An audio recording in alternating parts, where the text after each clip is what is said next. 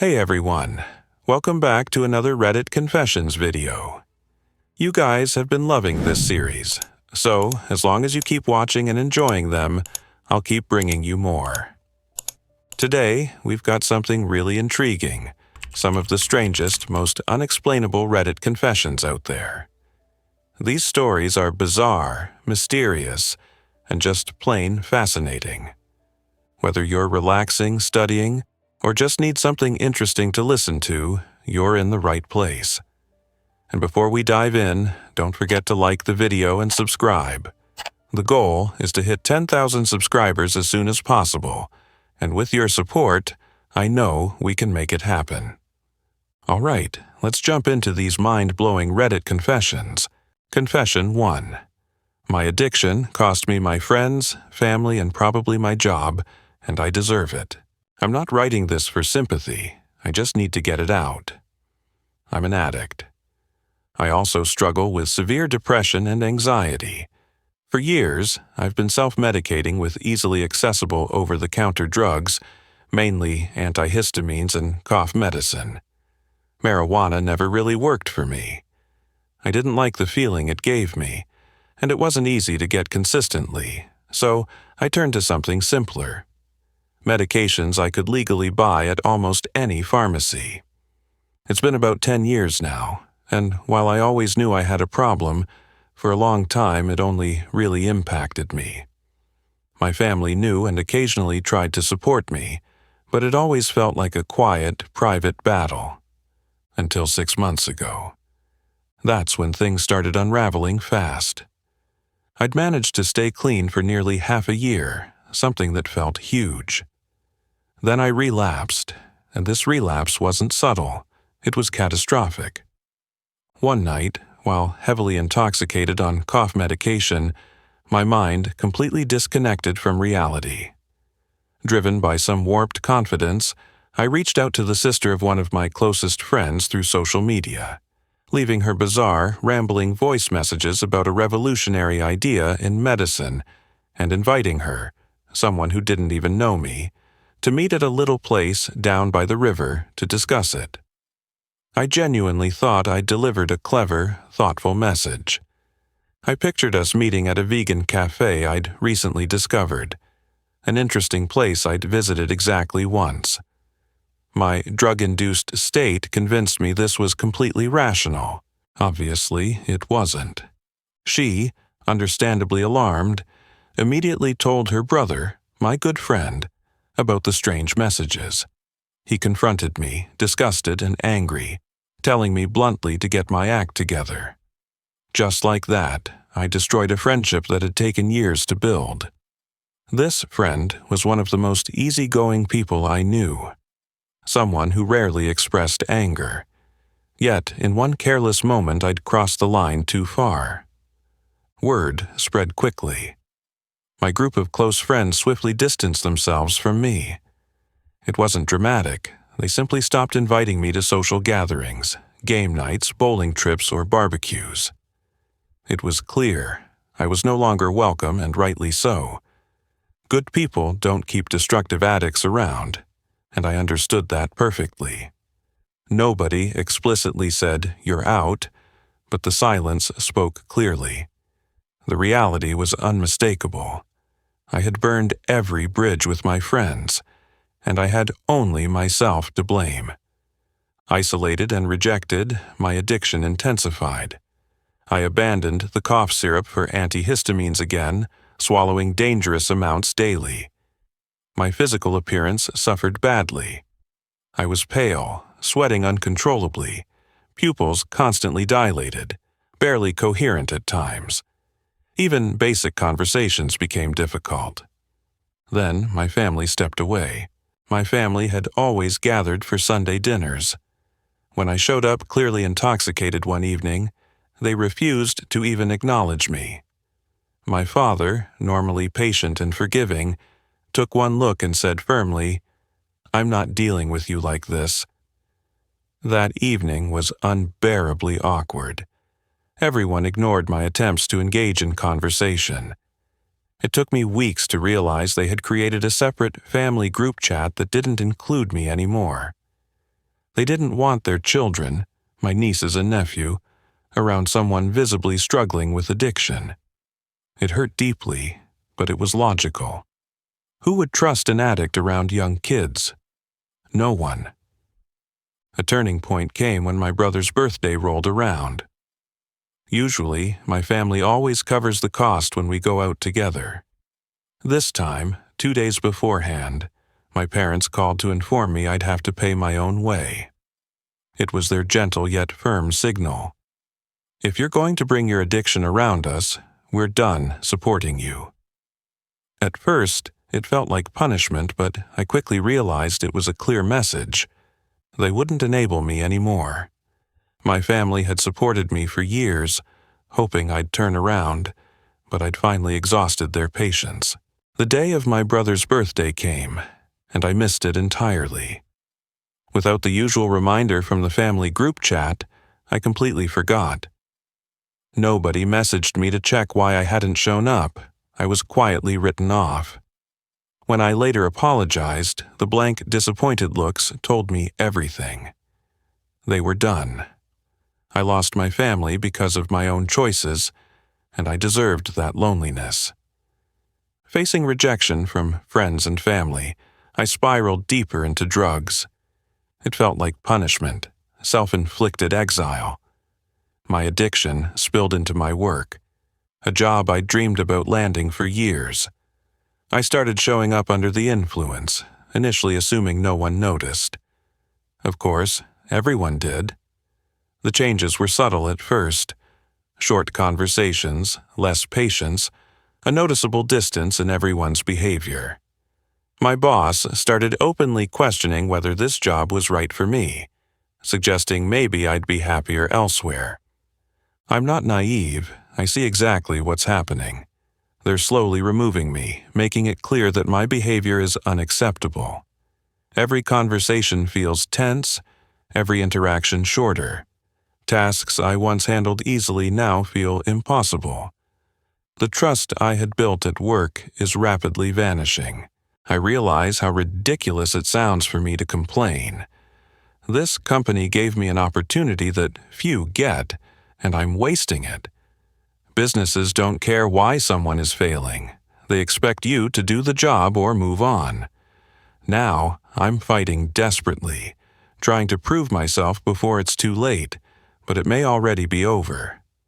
I've seen enough disappointment, disgust, and anger on people's faces over the years to recognize exactly what I'm seeing now at work. My addiction made me an expert in reading those subtle but devastating expressions. It's becoming clear I may lose this job soon. The terrifying reality is that these losses, friends, family, work, are entirely deserved. They're not random punishments, they're direct results of choices I've repeatedly made. I've often thought about ending it all. The thoughts come frequently now, darker each day. Okay, I'm old enough to legally purchase a firearm, and lately, that's something I've thought about more than I'd like to admit. The only thing holding me back is a faint, desperate belief that redemption might still be possible. I need luck, but luck is something I've squandered through years of poor decisions. I don't deserve forgiveness, yet part of me clings to the hope that somehow things can still turn around. My addiction is my fault, my consequences are deserved, and my hell is one I created myself. Confession 2. Someone mistakenly sent me a big payment months ago. I kept it and now feel conflicted. A few months ago, something unusual happened. It's the kind of event you'd think only occurs in stories or movies, certainly not something you expect to experience firsthand. It was a regular weekday evening. Nothing special was going on. I was casually scrolling through my phone when a banking notification popped up, indicating that a significant deposit had just landed in my account. The amount wasn't trivial. It was substantial enough to make me pause and double-check what I was seeing. Let me clarify. Receiving large amounts in my account isn't unheard of. My work involves frequent payments of varying amounts, sometimes sizable sums. Payments routinely come and go, and receiving money in the four-figure range is common enough that it wouldn't automatically raise suspicion. However, at that specific moment, I couldn't recall any outstanding invoices, expected payments, or pending transactions that would explain this sudden deposit.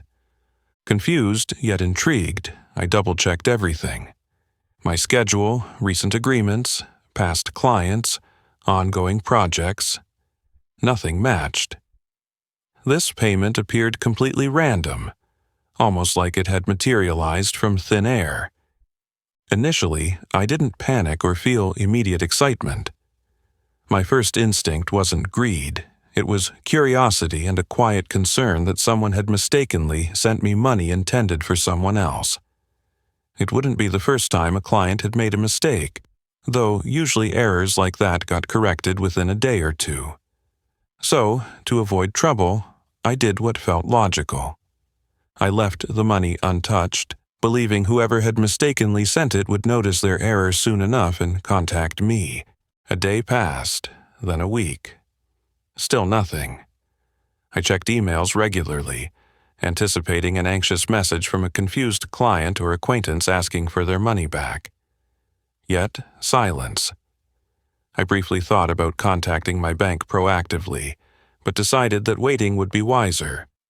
After all, it wasn't my mistake.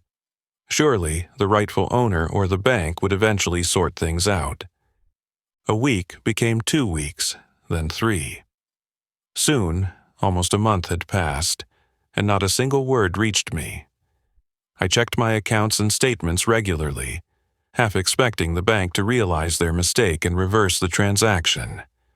But every time I logged in, the money was still there, untouched, unmoved, and apparently unnoticed by everyone except me. Eventually, curiosity became mild excitement. Was this my lucky day?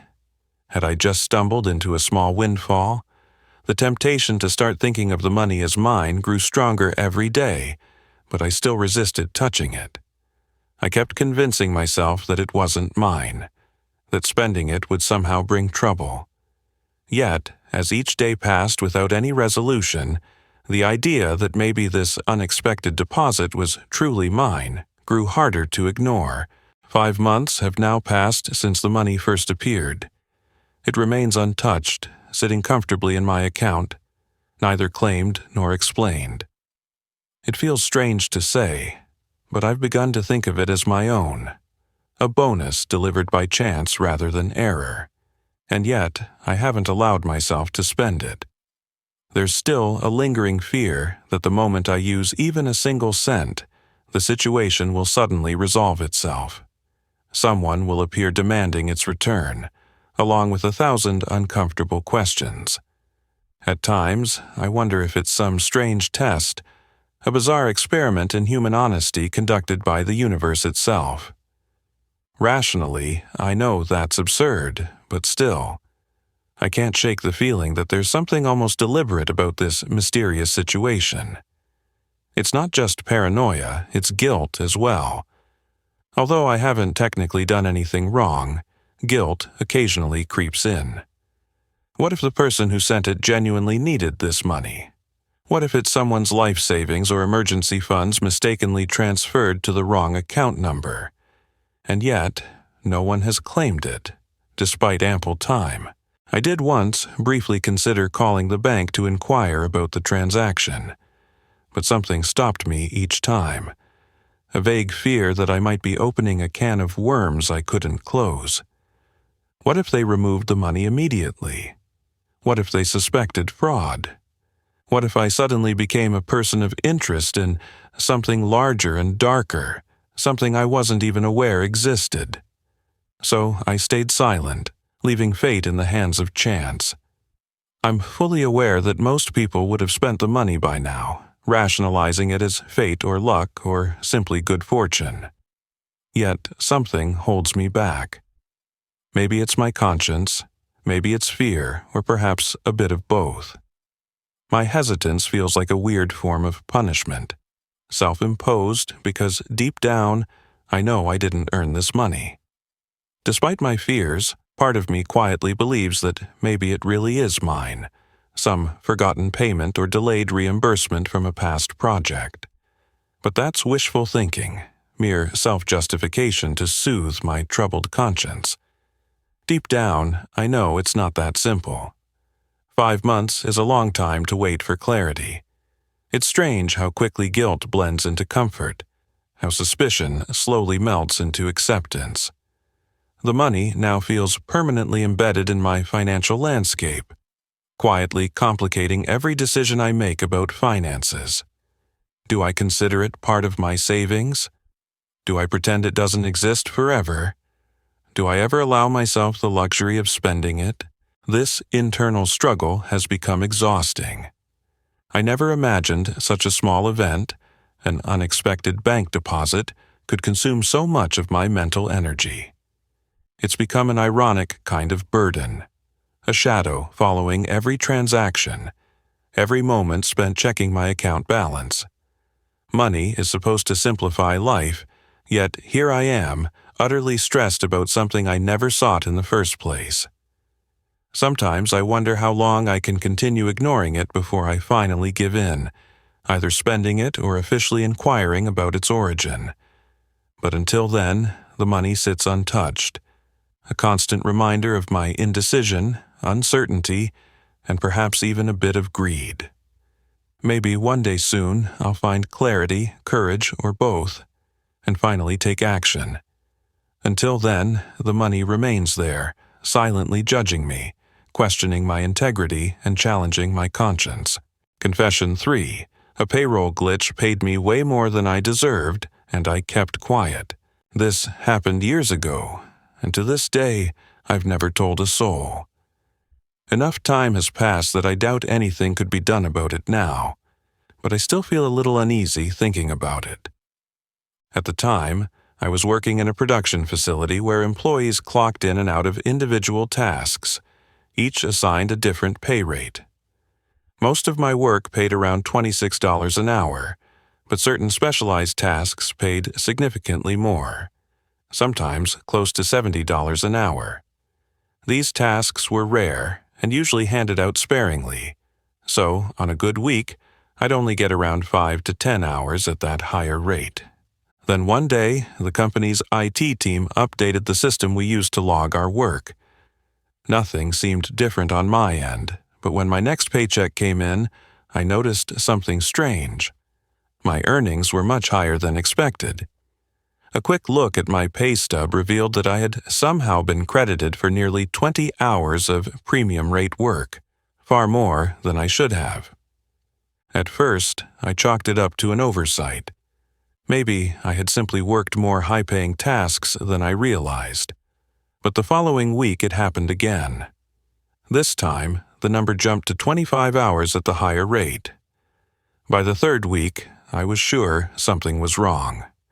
I had mentally tracked the hours I worked on premium tasks, and there was no way I had earned as much as my paycheck reflected. I wasn't the only one who noticed. Another coworker casually mentioned that his pay seemed higher than usual, and we exchanged a knowing glance. Neither of us wanted to dig too deep, and without directly acknowledging it, we both silently agreed that it was best to leave things as they were. This mistake continued for several months. Each paycheck came in bigger than it should have, and no one from management said a word. The office staff asked some vague questions about how we were logging our hours, but nothing ever came of it. Occasionally, IT would make changes to the system, but whatever glitch was in place kept working in my favor. I knew it couldn't last forever, so I stashed all the extra money in savings, just in case they ever demanded it back. Then, after nearly 5 months, the issue was quietly fixed. My paycheck went back to normal without any explanation, and no one ever approached me about the overpayments. Not long after, the company started struggling financially. A round of layoffs hit, and most of my department was let go. I found a new job elsewhere and never looked back. Do I feel guilty? Not really. The company was known for treating employees poorly, and it never seemed to care when workers were shorted on pay. So when the mistake worked in my favor for once, I didn't feel the need to correct it. Should I have spoken up? Maybe. But at the time, I just let it happen, and life moved on. Confession 4. I just found out what my husband did at his bachelor party, and I feel betrayed. Over a decade ago, we got married. I never cared to know every detail about my husband's bachelor party. I figured it was the usual night out, filled with drinking and strippers, nothing more. He had told me they went to a strip club, got drunk, and rented some hotel rooms nearby. That's all I ever knew, and honestly, I never questioned it.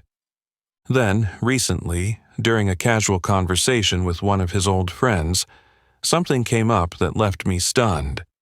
His friend mentioned, almost jokingly, that my husband had been given a choice that night. His friends had hired 2 escorts for him to pick from. And he did. I froze. I thought it was some kind of awful misunderstanding, but as his friend continued talking, I realized it wasn't. My husband sat there, visibly uncomfortable as the truth spilled out. My heart pounded, and before I could stop myself, I blurted out, "You did what?" The argument that followed was explosive. I was furious, yelling, cursing, demanding answers, and his reaction? Complete confusion. He looked at me like I was the one being unreasonable, like I was making a big deal over something completely normal. He said, "That's what bachelor parties are for. You're about to spend your life with just one person. It's your last chance to do something wild." I was speechless. Was this actually a thing? Had I just been naive? I had never heard of this kind of tradition. For my own bachelorette party, my friends and I simply booked a luxury hotel suite, drank too much, and had fun together. There was no thought of crossing any lines, no idea that my last night of freedom should involve sleeping with a stranger. That's what makes this so hard. It wasn't just a reckless mistake fueled by alcohol. He genuinely believed it was acceptable. And I can't wrap my head around that. It happened so long ago, before we were even married. Since then, we've built a life together, we have 3 children, and we've had a happy marriage. But this new knowledge feels like a crack in something I thought was solid. I feel betrayed, yet I don't know what to do with these emotions. Do I let it go? Do I confront him again? All I know is, if I had known this before the wedding, things might have been very different. Confession 5. I used to expose cheaters, and I have no regrets. This all started 2 years ago when I was casually dating someone. Things were going well, or so I thought, until I did a little digging. Something felt off, and when I looked into him, I discovered he was married, with a wife who was 7 months pregnant. The moment I found out, I cut off all contact and sent every single message we exchanged to his wife. She chose to stay with him, but 6 months later, I saw he was still active on dating apps, so I sent her proof once again. This time, she filed for divorce. That experience changed something in me. I started paying attention to online forums where married men casually shared their infidelity like it was a game. It disgusted me. So, I decided to play my own game. For the last 2 years, I've made it my mission to expose men who cheat on their wives. I would seek out the worst offenders, men bragging about their affairs, justifying their actions or laughing about deceiving their spouses. With a few well-placed conversations and a couple of exchanged photos, they would be completely hooked, never realizing they were being baited. Some fell for it within days. Others took longer, carefully covering their tracks, but eventually they all slipped up.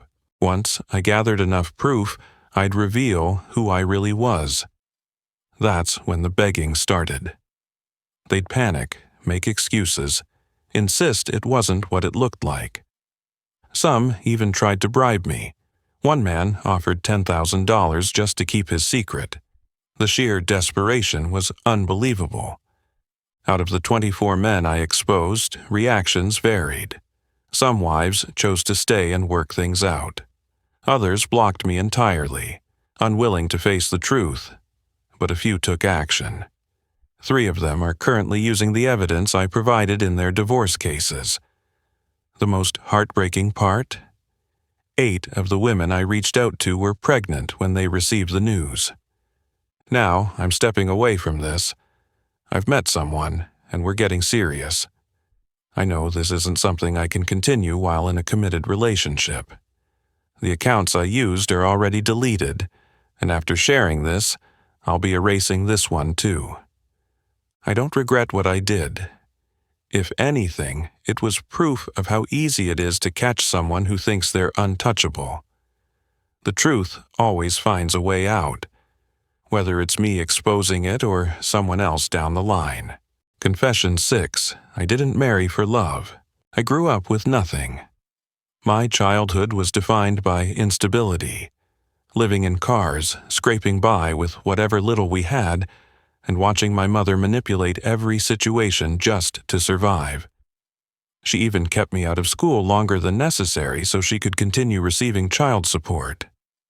By the time I was a teenager, I knew one thing for certain. I never wanted to live like that again. At 15, I got my first minimum wage job, and that's where I met the man who would change my life. He was successful, stable, and most importantly, wealthy. That's what initially drew me to him. He was 9 years older, financially secure, and had everything I never did. Back then, I didn't see a future with him. In fact, I even stole money from him, assuming he wouldn't keep me around for long. He never found out. When he proposed, I said yes. Not because I loved him, but because I saw a way out. Marrying him meant I could escape the cycle of poverty, and I wasn't going to waste that opportunity. He funded my college education, and now I hold a degree in communications, debt-free. I traveled the world, only to realize I don't even like traveling. It all starts to blend together after a while. Just different museums, different rivers, different places where you still feel like an outsider. I tried working after graduation. I had a marketing job but hated it. I explored other options, but deep down, I knew the truth. I didn't want to work. And then, my husband said something that changed everything. You never have to work again if you don't want to. That was it. I retired in my 20s. At first, I felt guilty for lacking ambition, but over time, I stopped caring. Who wouldn't choose a life without financial worries if given the chance? People glorify struggling, but let's be honest, no one wants to work if they don't have to. My husband has cheated a few times, but it doesn't bother me. Love doesn't pay bills. Love doesn't guarantee security. I have children now, and they are my priority. I even reconciled with my mother and bought her a home near mine. I didn't marry for love, but somewhere along the way, I grew to care for my husband. Maybe not in the way people expect, but in my own way. And honestly, I have no regrets. Confession 7. I stumbled upon a multi-million-dollar scam. Now, my life is at risk. I never thought a simple part-time job would put me in danger. I was just trying to make some extra money while in school. But now, I'm tangled in something way bigger than me, something I never should have found. It all started when I noticed small discrepancies in the financial records where I worked. At first, I assumed it was just poor bookkeeping, some minor accounting mistakes that no one had caught. But something didn't add up. The numbers weren't just off, they were being manipulated. Out of curiosity, I kept digging, running through reports, cross-checking transactions, and following the paper trail. Then I saw it. What I had uncovered wasn't just bad accounting, it was a massive scam. Millions of dollars were being funneled and hidden in ways that made it look legitimate. The company was defrauding investors, manipulating financial reports, and covering their tracks in a way that should have been impossible to detect. But somehow, I found the cracks in their system. At that point, I didn't know what to do. I was just a 20-year-old with no authority, no experience, and no real power. But I knew this wasn't something I could ignore. So, I decided to report it. That was my first mistake. I went through the proper channels, bringing my concerns to management. My report was dismissed almost instantly. They acted like I was confused, like I didn't understand what I was looking at. But I knew what I saw, and their reaction only confirmed that they knew too. Then the threat started. It began with anonymous messages, warnings to stop digging, to forget what I found. At first, I brushed them off as scare tactics, but then the messages became more specific. They mentioned details about my daily routine, places I frequented, even my family. That's when I realized this wasn't just a corporate cover-up. This was dangerous. I'm terrified. I know I should do the right thing, but at what cost? If I push too hard, I don't know what will happen. And if something happens to me, who will even know why? I keep going back and forth between staying silent and exposing everything. I know people are being deceived, and I hate that I might have to keep my mouth shut. But at the same time, I don't want to become another story that just disappears. I don't know what to do, and I don't know if I'll ever feel safe again. Confession 8. She refused to sign a prenup, so I walked away. Did I make a mistake? I never imagined my relationship would end over something as technical as a legal document. But here I am, single again, questioning whether I made the right choice, or if I let go of something great over something that might never matter. I'm 25, and up until recently, I was engaged to a woman I truly loved. Let's call her Sarah. We had been together for 3 years, and marriage was the natural next step. Everything seemed perfect. We rarely fought.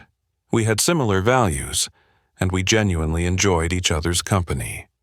I had no doubts about spending my life with her. But then I brought up the prenup. For me, a prenuptial agreement was never about planning for failure. It was just common sense. I've spent years working hard, making smart financial decisions and building investments. My assets aren't massive, but they're mine, and I wanted to ensure that no matter what happened in the future, I wouldn't lose what I'd worked for. When I first mentioned the idea, I expected some hesitation, maybe some discussion, but I did not expect the explosion that followed. Sarah was livid. "So you think we're going to fail?" she snapped. "Is this your way of telling me you don't trust me?" I was caught off guard. That wasn't what I meant at all. I tried to explain that a prenup was just a precaution, a safety net. I told her that it wasn't a reflection of how I felt about her or our relationship. It was just smart planning, like insurance. You don't expect your house to burn down, but you still have homeowner's insurance just in case. But Sarah wasn't having it. "If you can't trust me enough to marry me without a prenup, then maybe we shouldn't get married at all." That statement hit me like a brick. Was she really willing to walk away over this? I told her that my intention wasn't to hurt her, but I wasn't willing to risk my financial future just because the idea of a prenup made her uncomfortable. If we were truly in love and planning to be together forever, why would it matter? If we never divorced, the prenup would never even come into play. But she saw it differently. To her, my insistence on a prenup was proof that I was already considering divorce. She argued that love should be built on trust, and that by asking her to sign this document, I was essentially saying I didn't trust her. The more we talked, the worse it got. The argument spiraled into accusations. Her saying I cared more about money than our relationship. me saying she was being unreasonable by refusing to even consider my point of view. Eventually, the conversation reached a breaking point. I asked her bluntly, "So, if I don't drop the prenup, you won't marry me?" Her answer was immediate. "No, I won't." And that was it. 3 years of love, companionship, and shared dreams ended in a single moment. At first, I was heartbroken. I spent days wondering if I'd made the biggest mistake of my life. Had I let go of a great woman over a hypothetical scenario? Had I let my fear of the what-ifs ruin something real? But then, the more I thought about it, the more I realized maybe this was for the best. The prenup wasn't the real issue. The real issue was that Sarah refused to even consider my perspective. If she truly loved me, wouldn't she want me to feel secure in our marriage? Wouldn't she want to protect both of us? Instead, she saw my request as an attack, a lack of trust, instead of what it really was, a safety measure. And then another thought hit me. If she never planned on leaving me, if she never intended on taking half of everything I had, then why was she so adamant about refusing? If the prenup didn't matter, why fight so hard against it? I don't believe Sarah was a gold digger, or that she was secretly planning to take my money someday.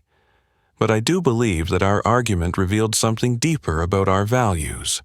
For her, marriage was built on pure trust, no matter what. For me, trust wasn't enough. I wanted security too. Maybe that makes me selfish. Maybe that makes me too cautious.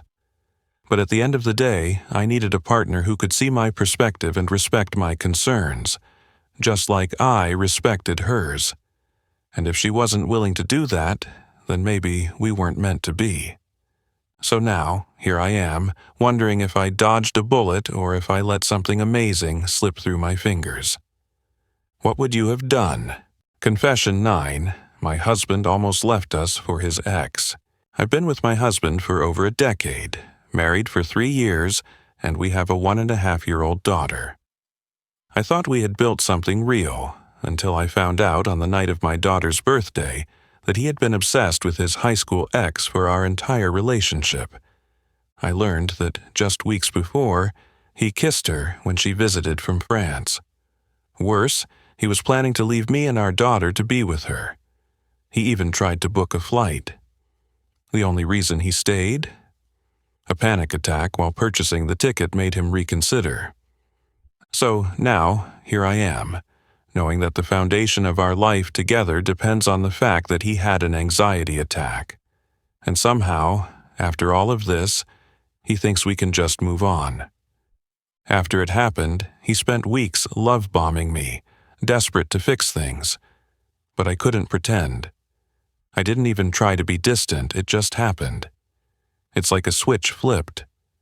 I went from loving him to feeling like I was living with a stranger. And now, he has the nerve to complain about our lackluster sex life. Like I'm the problem. This betrayal came just when he finally had everything he wanted. His degree, a good job, a house in the city we dreamed of, and a child. And yet, he was still willing to throw it all away. I asked him to go to therapy. He hasn't even tried. He wants to act like nothing happened, but I don't know if I even want to love him again. Maybe I could, but should I? Confession 10. I ended my relationship over one moment. I was in a relationship for 8 months. Nothing seemed obviously wrong. We spent time together, had fun, and rarely argued. But something always felt off. At times, he seemed distant, almost irritated by my presence for no reason. I ignored it, thinking I was just overanalyzing things. Then, 3 days ago, everything became crystal clear. We were at my place, sitting on the couch. I was working on my laptop when he asked me to hand him the TV remote. Without looking, I grabbed the closest object and handed it to him, only to realize I had mistakenly given him my phone. I laughed, finding the mix-up silly, But he didn't. Instead of laughing it off or even rolling his eyes, his entire expression changed. He glared at me with pure irritation and without hesitation yelled at me, calling me a stupid like it was nothing. I froze. I had never yelled at him, never insulted him, never disrespected him. And yet, over something so trivial, this was how he chose to treat me? I didn't hesitate. I told him it was over and asked him to leave. He scoffed, telling me I was overreacting.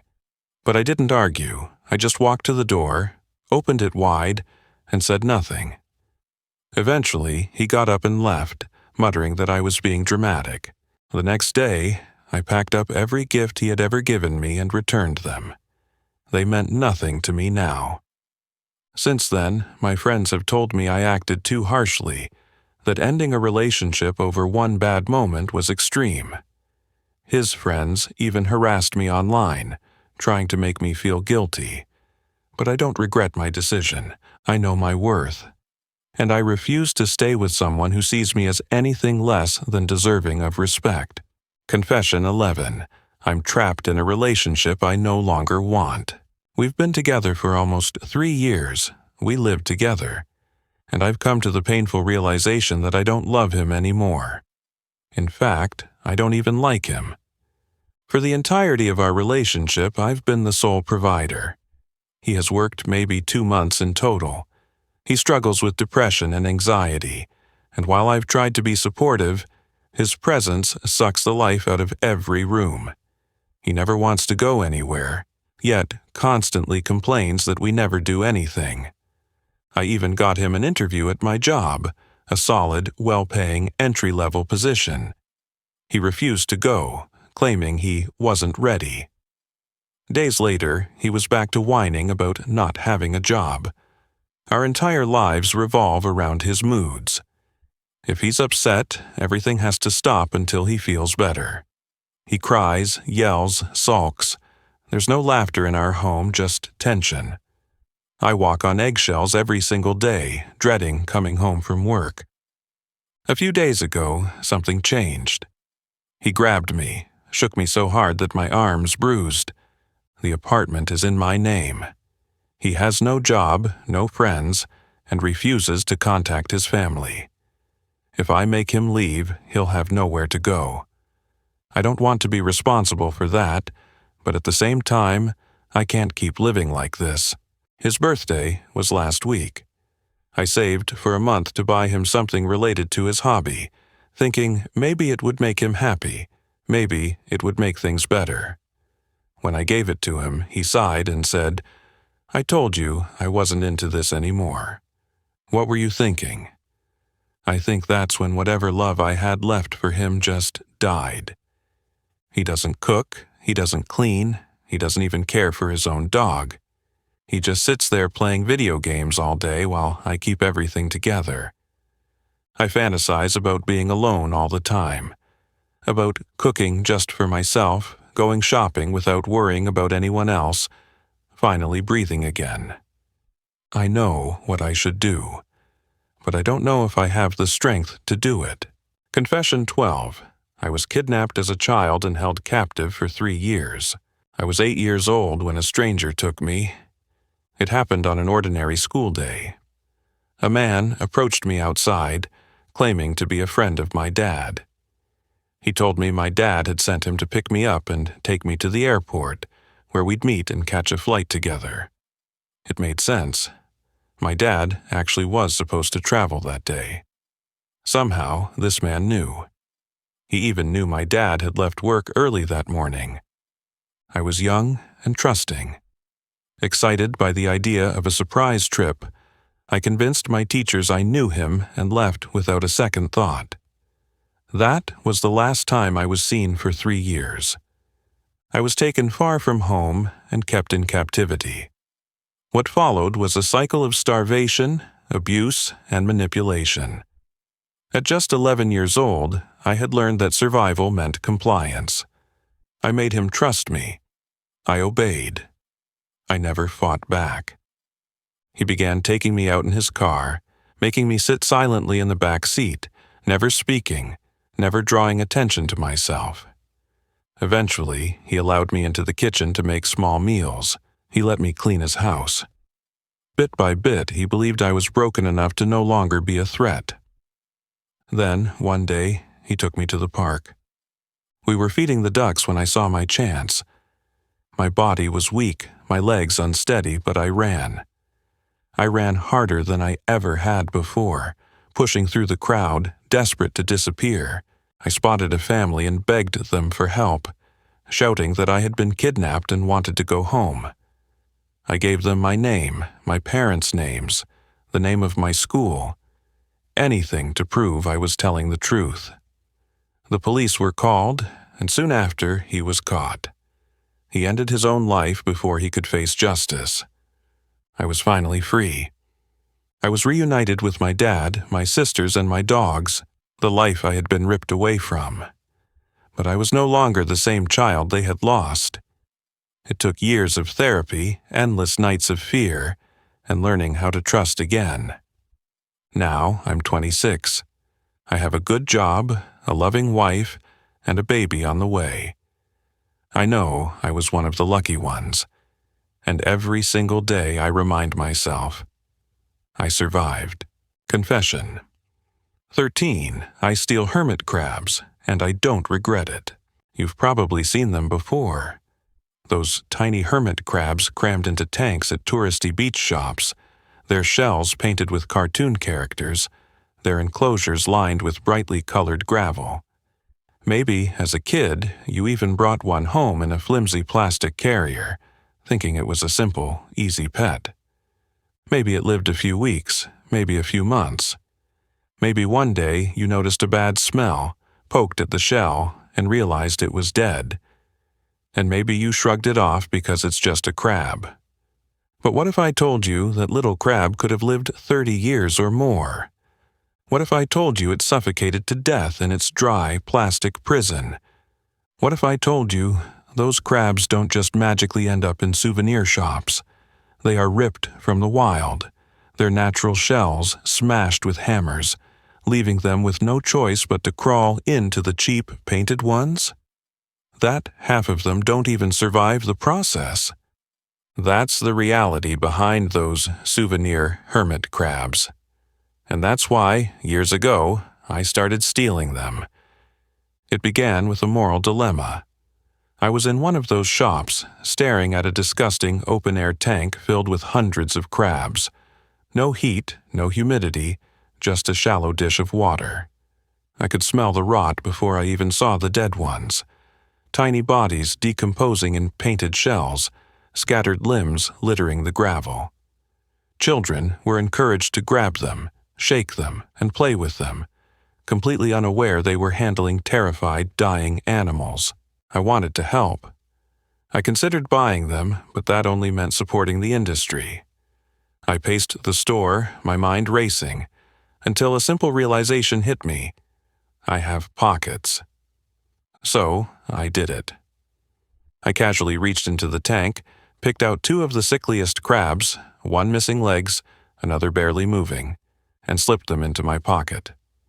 My heart was pounding as I walked out, fully expecting someone to stop me. No one did. That was the first time. Now, whenever I'm near a shop selling hermit crabs, I stop in. I scope out the ones that won't last much longer, the ones with missing limbs, the ones barely holding on. I slip them into my pockets and walk out unnoticed. It doesn't happen often, but when it does, I know I'm giving them a chance at life, or, at the very least, a dignified, peaceful death. The ones that survive join my colony of contraband crabs. I've created a proper habitat for them, complete with deep substrate for burrowing, separate pools of fresh and salt water, and a high humidity environment so they can actually breathe. I feed them real food, fresh fruits, vegetables, protein, because those little flakes they come with? Nutritionally worthless. Now, at night I fall asleep to the sound of their shells clinking together as they go about their crab business. It's comforting. It reminds me that, at least for these few, I made a difference. I know most people won't care. They'll see them as just crabs. But I care, and I'll keep stealing them as long as I have pockets. Confession 14. I was the only person she spoke to. Then I walked away. She never spoke to anyone. All through high school, she remained silent, headphones always on, avoiding eye contact with everyone. But when we ended up at the same college, she spoke to me. At first, it felt special. She would sit next to me in class, whispering in a deep, strange voice, only ever responding in short, direct sentences. I quickly realized I was the only person outside of her home that she had spoken to in years. It made me feel important, like I had been chosen, and I fell for her, fast. But then things got weird. She started showing me eerie, violent animations she had made, dark, unsettling horror clips. She had intricate scarifications on her arms, carvings she had made into her own skin. She confided in me about her intrusive thoughts, the voices she heard telling her she was something evil. 2 weeks in, we started dating. Then I visited her house. The moment I walked in, her mother pulled me aside, speaking in a serious, almost desperate tone. She explained that her daughter hadn't spoken to anyone outside their family since she was 7. She told me I had a rare opportunity to help her reintegrate into a normal life. Then she warned me. She's on heavy antipsychotics. She can be unpredictable, and her room is a disaster. I didn't know what to expect, but I wasn't prepared for what I saw. Her room was pitch black, the windows covered in garbage bags. Hundreds of energy drink cans were stacked and scattered across the floor. The air was thick, stale. The moment I stepped inside, she told me, "The voices say I'm a demon, that I corrupt people. Now I'm feeding off you." She believed that if I left her, she would lose her ability to speak again. She sobbed, opening up about the suffering she had endured for years. She played videos of herself self-harming, even one where she choked herself unconscious. Then, after we were intimate, she insisted I perform some kind of ritualistic speech, something about binding ourselves together. She wanted me to hurt her, to strangle her. When I refused, she dug her nails into my arm, drawing blood. After that, she downed 3 energy drinks in less than 20 minutes. Then, she started talking about ending things. Then she asked, "Do you want to leave?" I told her yes. I hugged her, a long, tight embrace. Then I walked out. It was 4 a.m. I never spoke to her again. She stopped sitting with me in class, and over the next 2 years I only saw her a handful of times. She never even looked my way. A week ago, she messaged me. It said, "I wish you could be free from me. You haunt me. I love you." I cried. I still cry, but I don't know what else I could have done. And that's a wrap on today's Unexplainable Reddit Confessions. I really hope you enjoyed these stories. Let me know in the comments. Would you like to see more confession videos like this? I love making them, and if you enjoy watching them, I'll definitely keep them coming. Also, tell me which confession stood out to you the most. I'd love to hear your thoughts.